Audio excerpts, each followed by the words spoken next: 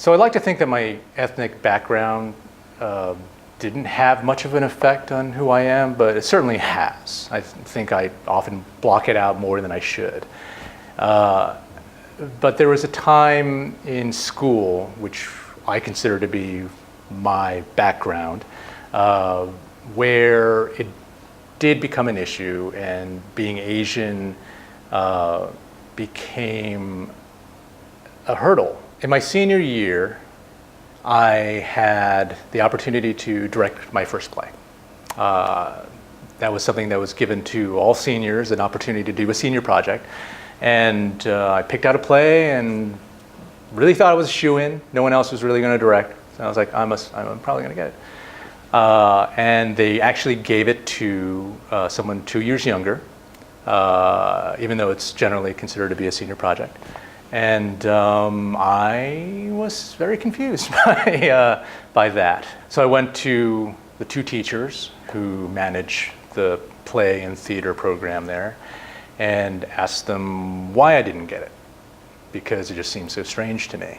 And I didn't think I was that untalented. And they said, well, you know, Asians don't really go into this business. So for the first time in my life, I'm suddenly seeing that I am Asian in a way that I never really considered before.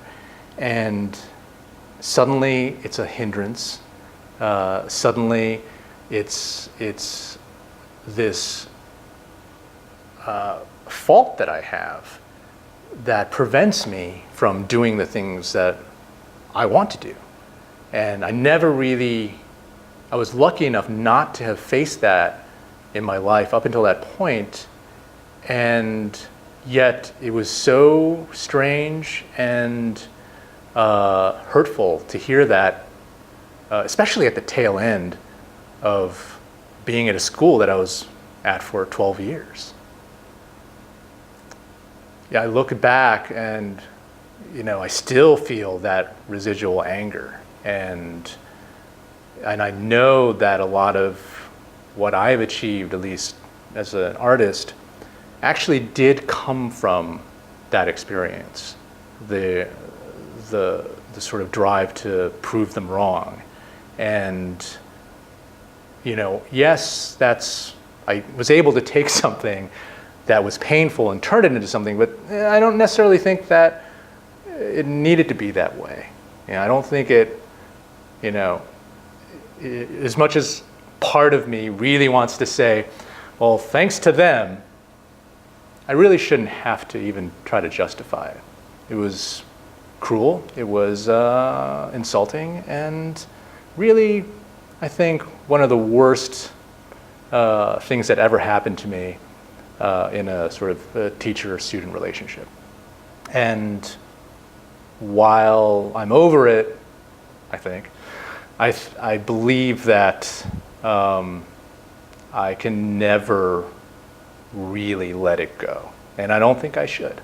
So what I did in response to that incident is sort of lick my wounds. I almost actually didn't do anything for my senior project that was related to performance or theater. And luckily, I had some really, really good friends, really smart, confident, no-nonsense people who, in retrospect, really shaped me. They told me, why are you taking this? You know, why are you doing that? You're not going to, it's not you. It's not you to just lie down and just take it. So I knew that I couldn't take it back. I knew I couldn't direct a play through them. But I just sort of licked my wounds and thought through what I could do, and realized that I could have another senior project sponsored by one of the other artist teachers in the visual arts. And I came up with a multimedia idea that merged video and live performance, and it was spectacularly bad, I think. I really think it was terrible. There's no documentation at this point on how terrible it was, but it needed to happen. It happened, I got it done, and I was able to at least personally overcome a situation that I found to be incredibly hurtful. Why was it such a failure? It was a failure because of many reasons. It was rushed. I was still not quite a writer at that point, at least not a playwright at that point, and I was taking on too much. Trying to direct little videos, trying to write little plays, and formulate an evening out of that was pretty. It's a big challenge, and I mean, finishing it alone, yes, I think was an achievement, but it was not the same as taking a piece that was, something that I read that was inspiring, a play that I found to be something that I wanted to sort of cut my teeth with, and it's something outside of me that I could try to formulate into something that was from my perspective. It was great to create a multimedia piece that was all me, for better or worse, but I wouldn't get another chance to really flex my muscles as a director until college. Oftentimes I think being a person of Asian descent, you are naturally somehow trained to sit back, be patient, and not necessarily raise your voice every single time something is being done to you, or something that make you feel negatively about yourself.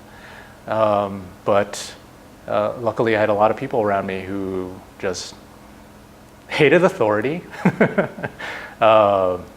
loved to assert themselves, and luckily that not only rubbed off on me as I was growing up, but in certain instances like this, really helped motivate me to challenge these obstacles. Having all these people around me who had different perspectives from me, who had different backgrounds, grew up in different kinds of households, had very different parents, how they were formed, how they were shaped by their experiences. That transference definitely helped me to overcome obstacles like that.